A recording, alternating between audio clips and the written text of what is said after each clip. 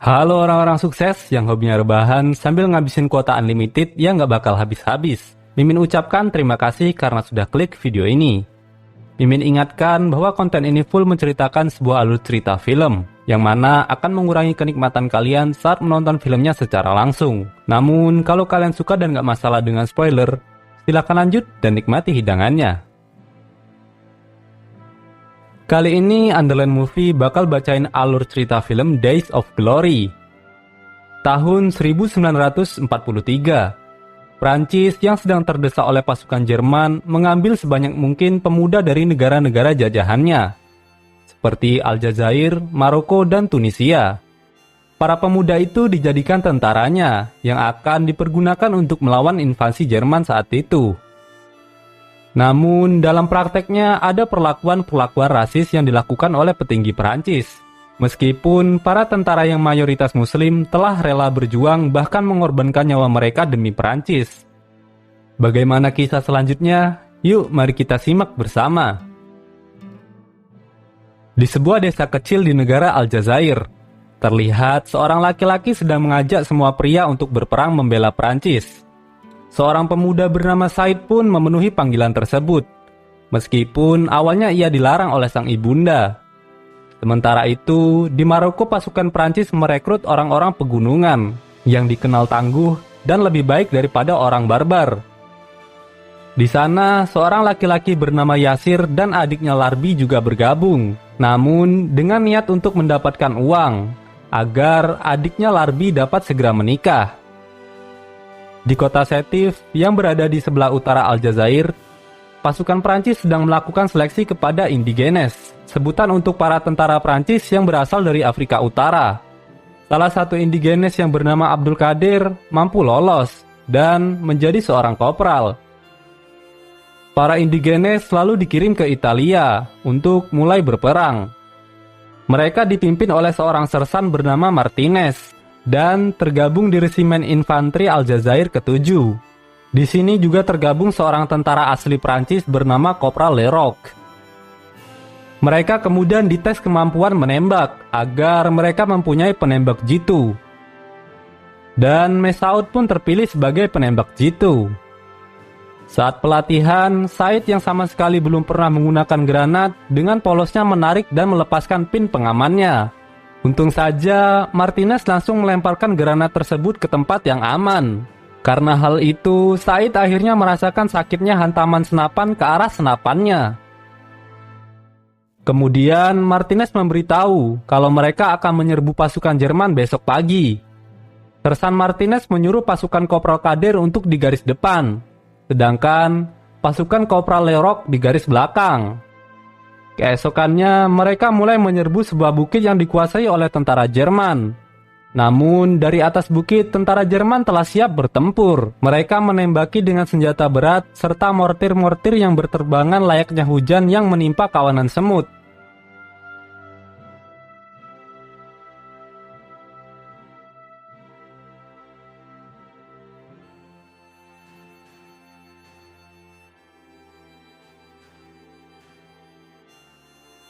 Kolonel yang memantau dari belakang bersama para jenderal mulai memerintahkan pasukannya untuk menggunakan artileri.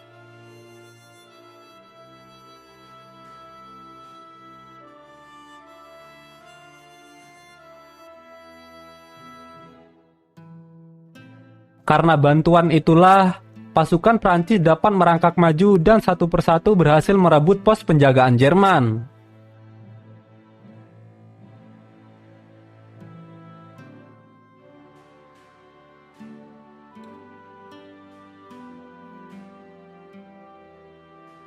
Sementara itu, Yasir dan Larbi sibuk mengambil barang-barang milik tentara Jerman yang telah meninggal.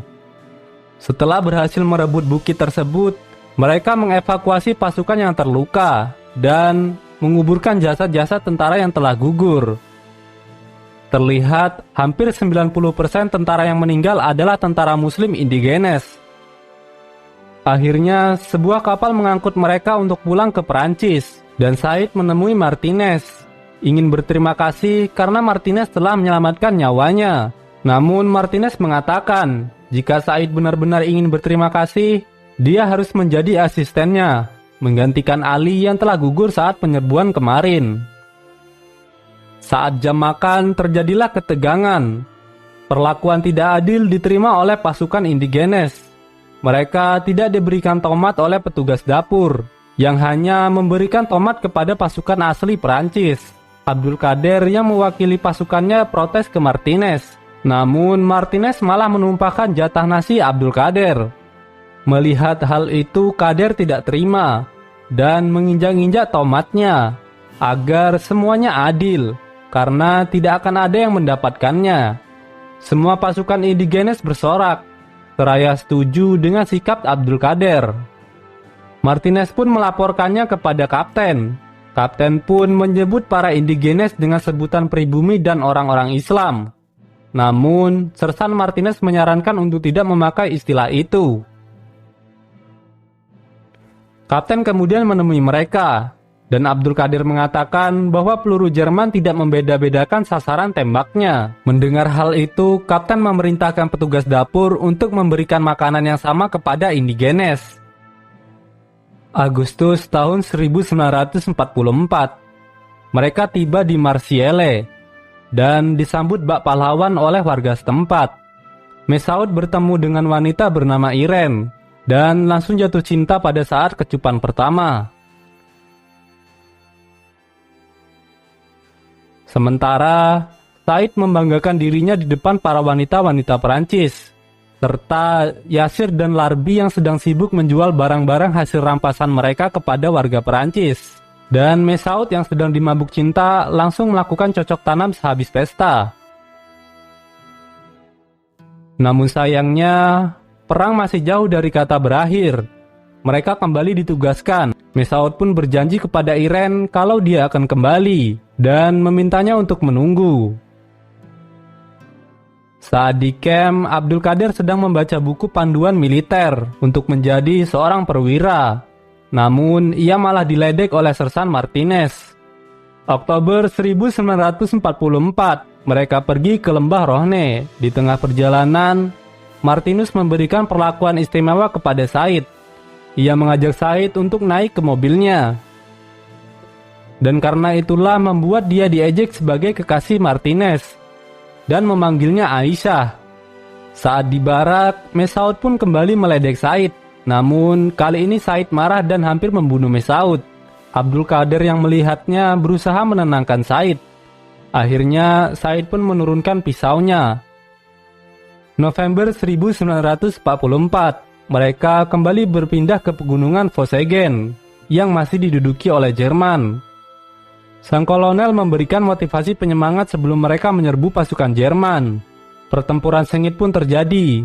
Berkat Abdul Qadir yang nekat maju, Prancis pun kembali mengalahkan Jerman. Selesai pertempuran, Martinez memarahi Abdul Qadir karena tidak menuruti arahannya untuk mundur.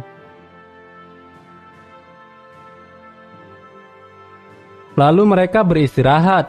Mesaud curhat ke Leroux karena surat-suratnya tidak pernah dibalas oleh Irene dan mengira kalau Irene telah mengkhianatinya. Leroux hanya menyarankan Mesaud untuk fokus ke peperangan dan kembali ke Irene dengan kehormatan.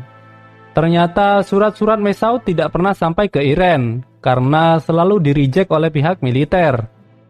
Para indigenes pun lama menjaga wilayah itu hingga musim dingin melanda. Sudah 20 bulan mereka tidak kembali ke Perancis, sedangkan pasukan asli Perancis diperbolehkan pulang dan bergantian berjaga di sana. Sersan pun mencoba membicarakannya kepada kapten, berharap pasukan indigenes mendapat perlakuan yang sama. Ditambah lagi, belum ada satupun tentara yang berasal dari kaum indigenes yang mendapatkan kenaikan pangkat. Terutama Abdul Qadir, yang memang memiliki kemampuan yang handal. Namun, kapten tetap tidak menghiraukan saran dari Sersan Martinez. Saat sedang berpatroli, tiba-tiba terdengar ledakan. Dan jatuhlah selembaran kertas dari tentara Jerman, yang isinya mengajak semua pasukan muslim untuk bergabung dengan mereka. Jerman berjanji akan memperlakukan mereka secara setara dan penuh keadilan. Namun, para indigenes menolak. Akhirnya, para indigenes pun diperbolehkan kembali ke kota. Saat sedang berjalan, Abdul Qadir mendengar bahwa Martinez dinaikkan pangkatnya, dan rekannya Kopral Leurok naik pangkat menjadi sersan. Kopral Abdul Qadir pun hanya bisa terdiam. Malam harinya, Said diundang Martinez ke rumah dinasnya. Said memang berhasil merebut hati Martinez, sehingga Martinez menjadikan Said sebagai anak buah kesayangannya. Mereka minum whisky dan ngudut cerutu bersama. Lalu Said mengambil foto yang berasal dari saku baju Martinez. Said menunjukkan dan mengatakan bahwa dulu Martinez juga indigenes seperti dirinya. Mendengar hal itu, Martinez yang tidak suka barang pribadinya dilihat, mengamuk dan mengancam untuk membunuh Said jika ia bercerita kepada orang lain. Setelah itu, kita melihat militer mengadakan pertunjukan untuk menghibur pasukannya. Namun, para indigenes tidak cocok dengan pertunjukan tersebut, sehingga satu persatu dari mereka keluar. Mereka pun berkumpul dan menuntut kebebasan serta kesetaraan yang dipimpin oleh Abdul Qadir. Martinez meminta Abdul Qadir untuk tidak memancing amarah para indigenes. Abdul Qadir pun merasa Martinez sama seperti orang Perancis dan tidak menghargai indigenes. Akhirnya, ia mengajak Martinez untuk berkelahi. Imbasnya, Abdul Qadir harus menjalani hukuman kurungan bersama dengan Mesaud yang berusaha kabur untuk menemui pacarnya. Sementara itu, Iren mencoba mencari tahu tentang keberadaan Mesaud di kantor militer, karena suratnya tidak pernah dibalas. Pihak militer hanya berkata akan mengabarinya jika sudah ada informasi. Karena insiden di pesta pertunjukan kemarin, kolonel memanggil Abdul Qadir. Namun, sebelum itu, ia menanyakan kepada Martinez tentang hukuman apa yang akan diberikan kepada Abdul Qadir. Martinez mengatakan bahwa semua anak buahnya berjiwa patriot. Namun, karena perlakuan yang tidak adil membuat mereka sedikit memberontak. Abdul Qadir pun menghadap kolonel. Kolonel mengatakan bahwa mereka harus bekerja sama untuk melawan Jerman, agar mereka bisa memenangkan peperangan.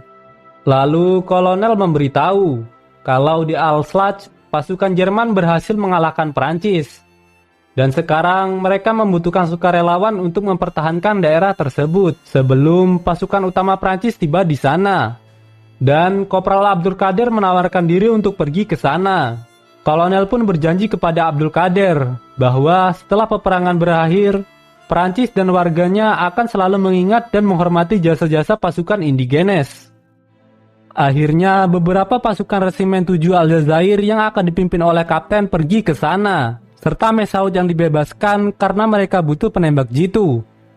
Di tengah perjalanan, mereka terkena jebakan ranjau tentara Jerman.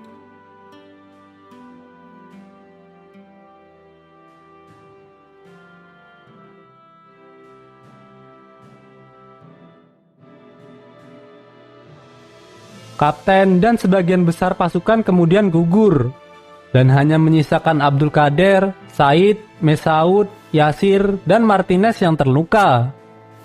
Martinez pun menyerahkan tanggung jawab untuk memimpin kepada Abdul Qadir. Di sini bisa saja mereka kembali dan membatalkan misi, namun Prancis akan kehilangan salah satu tempat strategis. Abdul Qadir kemudian memutuskan untuk tetap melanjutkan misi hingga tuntas. Dan mereka pun meneruskan perjalanan. Akhirnya mereka tiba. Terlihat jasad-jasad tentara Prancis dan sekutu telah berserakan. Para penduduk desa tersebut kemudian menyambut mereka. Abdul Qadir dan Yasir mengumpulkan jasad dan menguburkannya. Lalu mereka berbagi tugas untuk berjaga. Beberapa hari berlalu. Akhirnya pasukan Jerman kembali datang.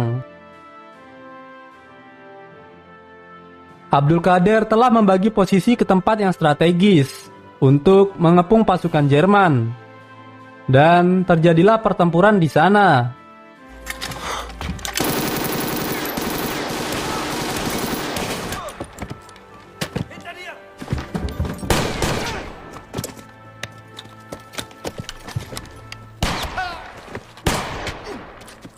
Gelombang pertama berhasil dikalahkan oleh pasukan Kopral Abdul Qadir.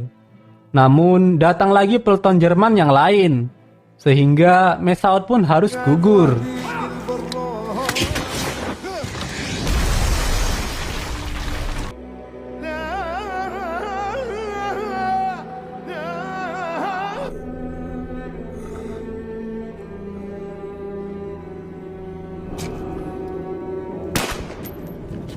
Mereka benar-benar dibuat terdesak oleh pasukan Jerman. Hanya bertahan yang bisa mereka lakukan. Said pun menghampiri Abdul Qadir dan hendak menyelamatkan Martinez. Abdul Qadir memberitahu Said kalau Mesaud telah gugur dan memintanya untuk berhati-hati. Said sampai di tempat Martinez dan berusaha untuk mengeluarkannya. Namun tiba-tiba seorang tentara Jerman menembakkan rudalnya ke arah mereka.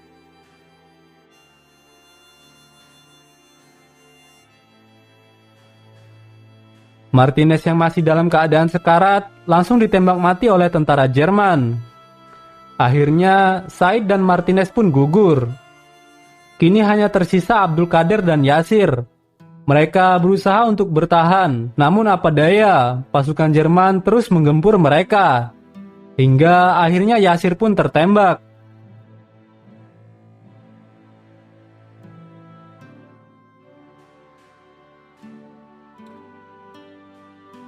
Tersisa Abdul Qadir seorang diri. Tiba-tiba terdengar tembakan dari arah lain. Ternyata pasukan utama Prancis telah datang di sana. Dan pasukan Perancis pun berhasil mengamankan daerah tersebut. Abdul Qadir yang tersisa seorang diri hanya bisa menangis sedih ditinggalkan saudara-saudaranya. Ia pun berusaha berbicara kepada kolonel. Namun usaha dan perjuangannya selama ini seperti tak dihargai. Jangankan untuk berbicara, mendekat pun sudah tak boleh. Abdul Qadir malah dilempar ke sersan yang lain untuk menjadi anak buahnya.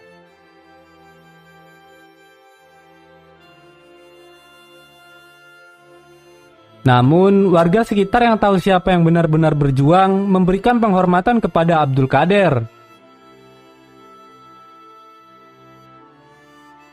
Perang Dunia Kedua pun akhirnya berakhir dengan kemenangan Prancis dan sekutu.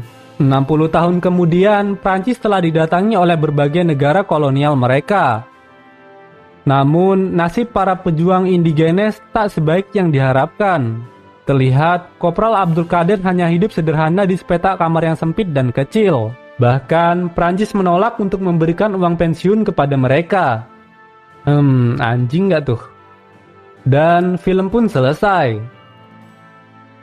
Tuliskan komentar terbaik kalian di bawah. Jangan lupa like, komen, dan subscribe. Underline Movie di sini. See you.